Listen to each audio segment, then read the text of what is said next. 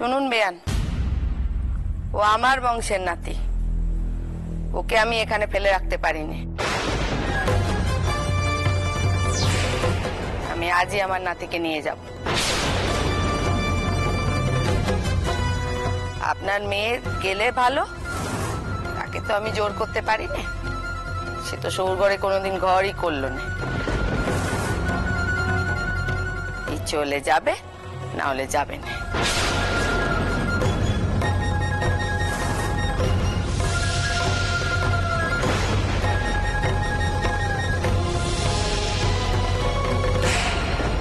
আপনার কেমন বিচার মা? আপনি এইটুকু দুধের শিশুকে আমার কাছ ছেড়ে করতে চাইছেন, বেটাকে তার মায়ের কাছ থেকে দূরে নিয়ে যেতে চাইছেন এই অসহজ বাড়ি দোহাতে। তুমিও তো তাই করেছিলে বৌমা।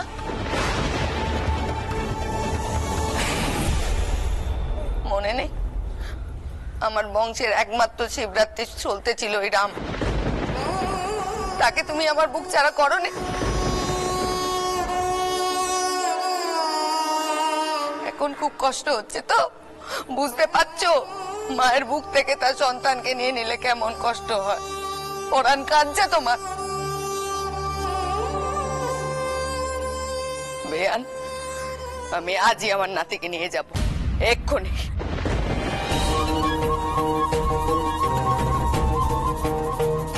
বিয়ান বিয়ান দেখুন, আপনি রাগ করবেন না। এমন একখানা দুধের শিশু আমি জানতুম।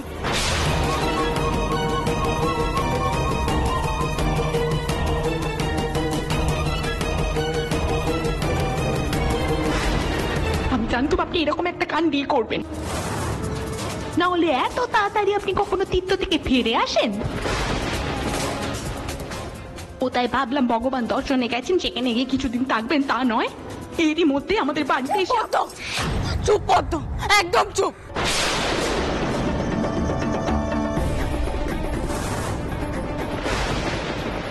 কেন কেন চুপ করবো আমি? কেন চুপ করবো?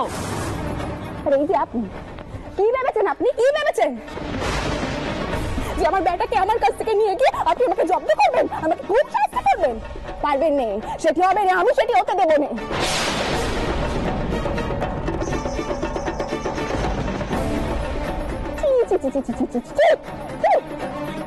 এত নিচু মন আপনার, তা তো আমি জানতাম না।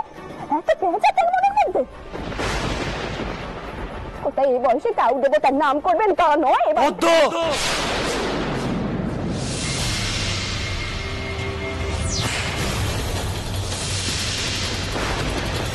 এসব কি বলছো তুমি? আমার মা তোমাদের বাড়িতে এসেছেন বলে তুমি জানো, তাই বলে অপমান করবে?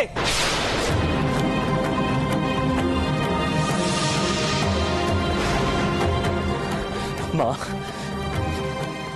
মা যে বাড়িতে আমার মায়ের এত বড় অপমান হয় সে বাড়িতে তোমার থাকা দরকার নেই। মা তুমি চলো। তুমি একটু যাও, এত রাগ করো না। আপনি আমাকে মাফ করবেন মা, সব সীমা লঙ্ঘন করে গেছে। পদ্ম, পদ্ম থাকুক তার বেটাকে নিয়ে। মা তুমি চলো চলো। রাম, কালিয়াতে চলে যাব। ও যে আমার বংশের বেটা রাম।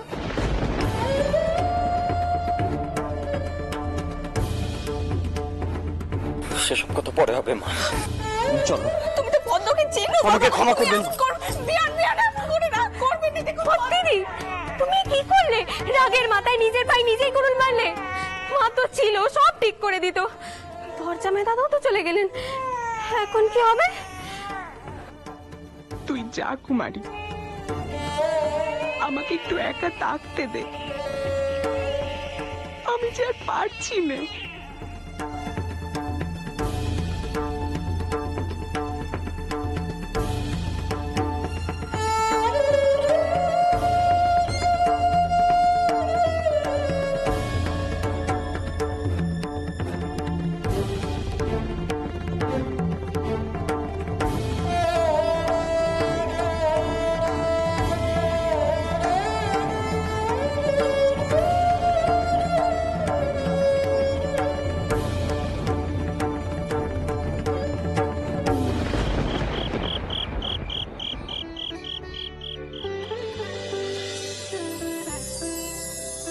আপনি ঘরেই আছেন, ভালোই হয়েছে। ইস, আমি না একদম খেয়াল করিনি এত ধুয়ো। আপনার খুব কাশি হচ্ছে দেখছি তো। আসলে আমার মাথার না একদম ঠিক নেই, চারিদিকে যা কাণ্ড হচ্ছে। আচ্ছা কি কাণ্ড হচ্ছে সেটাই তো বললে না এখনো। বজ্জামাই দাদা রাগ করে তেনার মাকে নিয়ে চলে যাচ্ছেন বোধহয়। আমি মিষ্টি দিয়ে পরে যখন ঘরে ধুয়ো দিতে গেলাম তখন শুনলাম খুব রাগারাগি হচ্ছে, তখনই তো কতখানা কানে গেল। আটামশাই এই অবস্থায় বড়দিকে ফেলে রেখে চলে যাচ্ছেন, আশ্চর্য। ওনার মতো এমন বিচক্ষণ মানুষ, তার তো এমন করার কথা নয়। আমি কি দেখি একবার? দেখবেন, আপনি যেন আবার কোনো কথা বলতে যাবেন না। এটা বড়দিদির শৌরগড়ের ব্যাপার। আপনি কিছু বলতে গেলে তখন সবাই আপনাকেই ভুল বুঝবে, 10 কথা শোনাতে ছাড়বে না কেউ। আমার কিন্তু সেসব শুনতে মোটেই ভালো লাগবে না। করুণা, আটামশাই তো আর আমার পর নন। আর তাছাড়া ওনার ভালো মন্দের সঙ্গে তো আমরা সবাই জড়িয়ে আছি। তোমার বড় দিদি, সে কি তোমার পর? তার শ্বশুর বাড়ির ব্যাপার বলে তো আর এড়িয়ে যাওয়া যায় না। লোকে কি বললো না বললো সেসব ভেবে তো কর্তব্য থেকে সরে আসা যায় না, তাই না? আটামশাইয়ের মতো মানুষের এমন কি সমস্যা হলো তা অবশ্যই থাকা দরকার।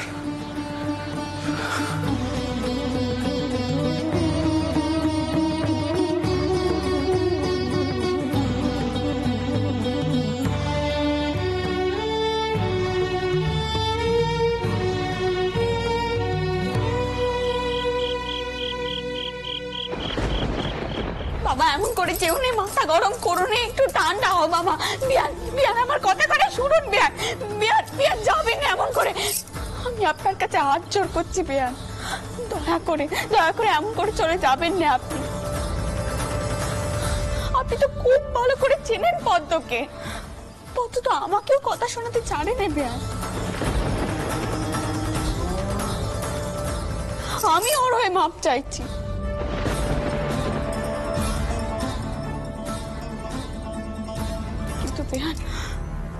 আমরা তো মা, মায়েরা তো সন্তানের সব দোষ ক্ষমা করে দেয়।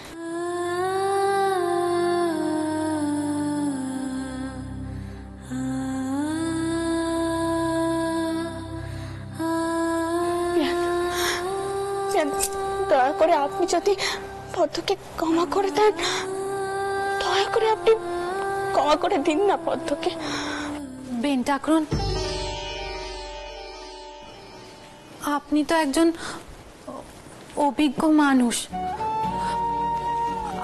আপনি তো বোঝেন এক একজন মানুষ এক এক রকম দাঁচের তৈরি।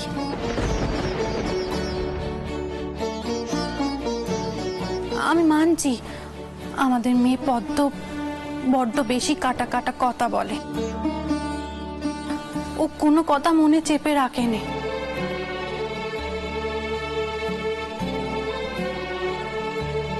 কিন্তু এটা তো একদিকে ভালো, বলুন? মনের মধ্যে এক আর মুখে আর এক, তা তো নয়।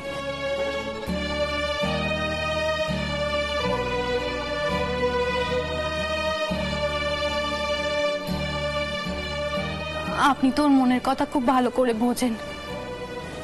ও যদি নিজেকে মিথ্যে দিয়ে আড়াল করে রাখতো তবে কি আপনার সেটা ভালো লাগতো?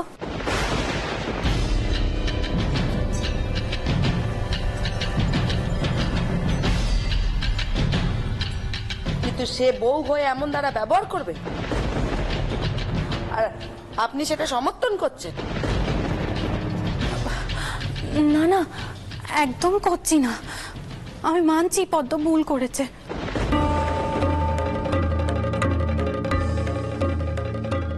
কিন্তু আমি আপনাকে কইছি ওর এই ভুলটা আপনি মাফ করে দিন।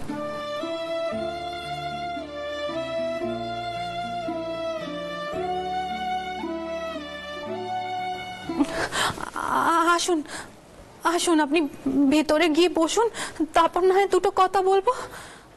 বেয়ান, এখন যদি আপনি রাগ করে কিছু মুখে না দিয়ে বাড়ি থেকে চলে যান তাহলে আমাদের বড় খারাপ লাগবে বেয়ান, আমাদের সংসারের অকল্যাণ হবে।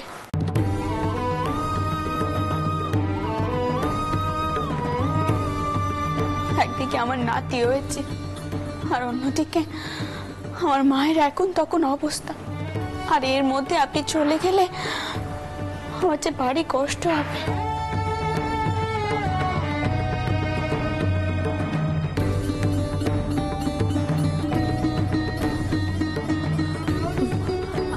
আসুন আসুন, আপনি ভেতরে আসুন, একটু বিশ্রাম নেবেন আগে। চলুন বিয়ান, চলুন।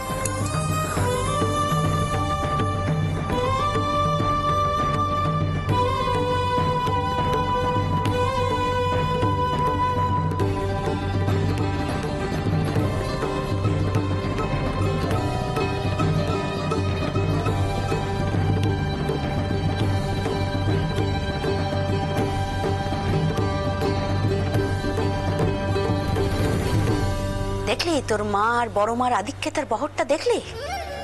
যেন তোরই সব দোষ। কিছু মনে করিস না, জামাইয়ের মা যে তোর কোল থেকে দুধের শিশুটাকে কেড়ে নিয়ে যেতে চেয়েছিল সে কথা তো কেউ তুললো না। আধিক্যতা করা হচ্ছে, ঢং দেখে আর বাঁচি নেই। এই তুই আয় তো, আয় আমার ঘরে আয়, ওরা যা পারে করুক।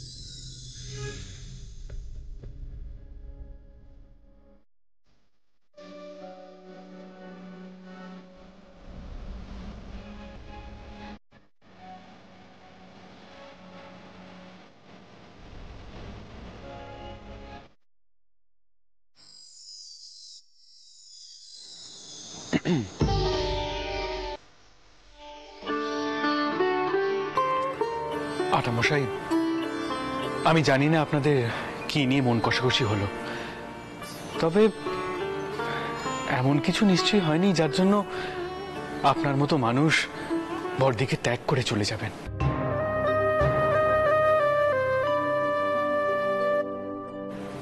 সত্যি বলতে কি, এমন অনেকবার হয়েছে আমি বড়দির ব্যবহারে অসন্তুষ্ট হয়েছি, তবে সেই সময় তো আপনি সেই অসন্তোষ মিটিয়ে দিয়েছেন।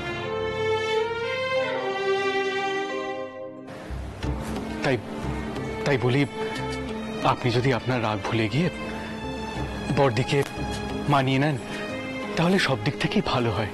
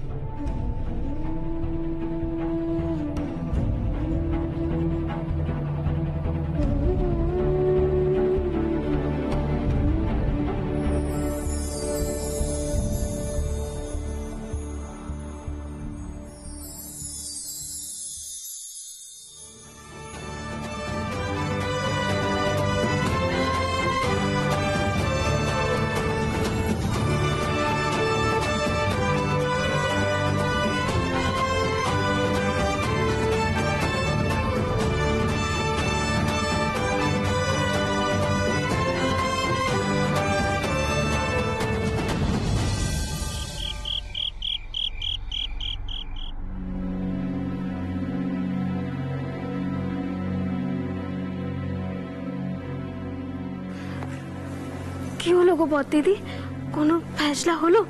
জামাই দাদা কোথায়?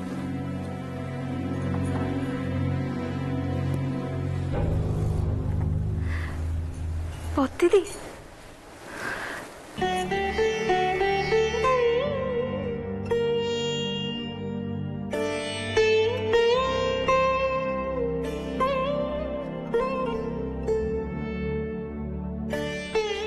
পদ্ম,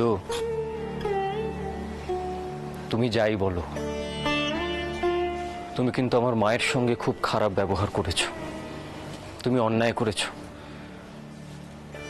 একে তো তুমি আমাদের বাড়িতে গিয়ে থাকো না, মায়ের কোনো রকম কোনো সেবা যত্ন তুমি করো না, তার উপর মা তোমাকে একটা কথা বললেন সেটা না শুনেই তুমি মাকে অপমান করে বসলে।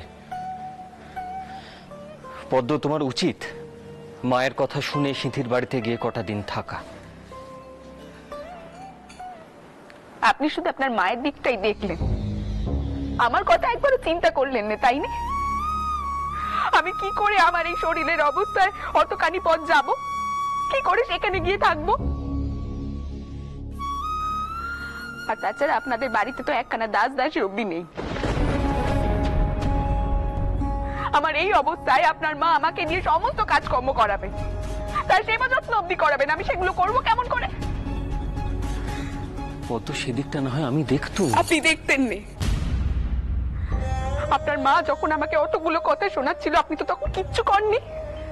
যখন কই ছিল যে আমার বেটাকে আমার কাছ থেকে আলাদা করে দেবে, আপনি তো প্রতিবাদ করেননি। এবার আপনিও একটা কথা জেনে রাখুন, না আমি এ বাড়ি ছেড়ে যাব, না আমার বেটাকে ছাড়বো।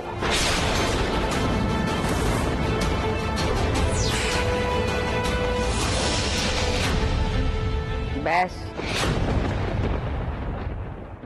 তাহলে তো মিটেই গেল।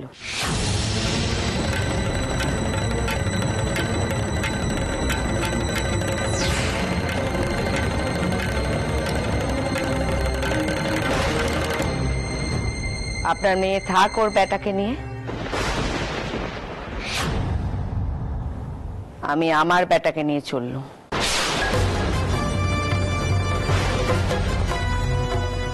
ও বউয়ের মুখ আর আমি জীবনে দেখব না।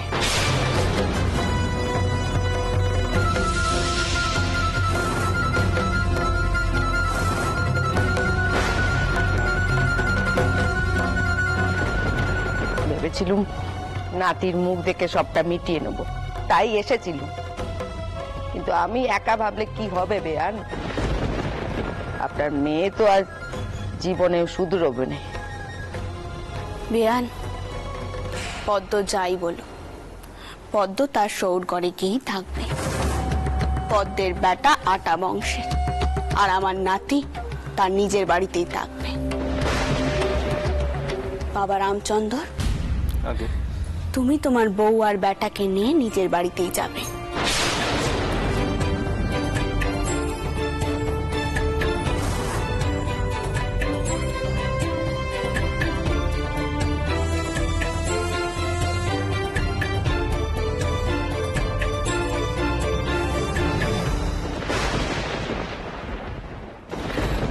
বাবা শোনো, তুমি তোমার মাকে এখন অন্য ঘরে নিয়ে যাও, আমার দিদি সব ব্যবস্থা করে রেখেছে না। বিহান, ও বিহান, আপনি যান কি একটু বিশ্রাম নিন, যান। মা, তুমি চলো, একটু বিশ্রাম নেবে, চলো এসো।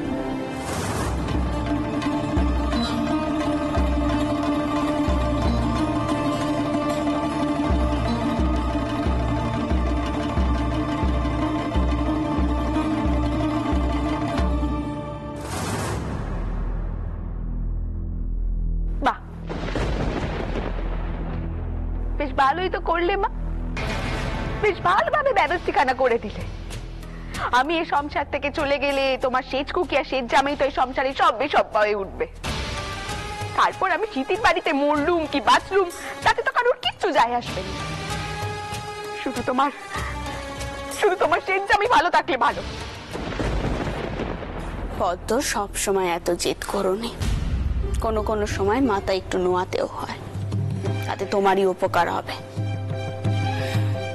জামাই কিন্তু তোমার ব্যবহারে বড্ড অসন্তুষ্ট হয়েছিল।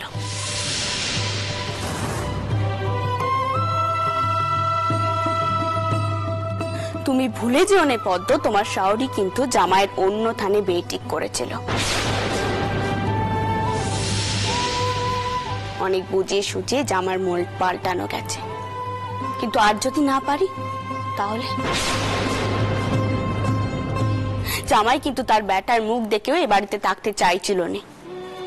তুমি কি পেরেছিলে তাকে আটকাতে?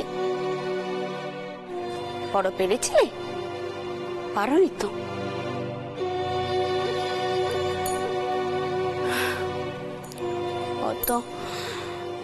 তুমি আমার কথা না মানো, কিন্তু জেদ করোনি। শাওরির কথা না মানলে কিন্তু হিতে বিপরীত হতে পারে। একখানা অঘটন ঘটতে কতক্ষণ? জেদ ছাড়ো, মাথা ঠান্ডা করো।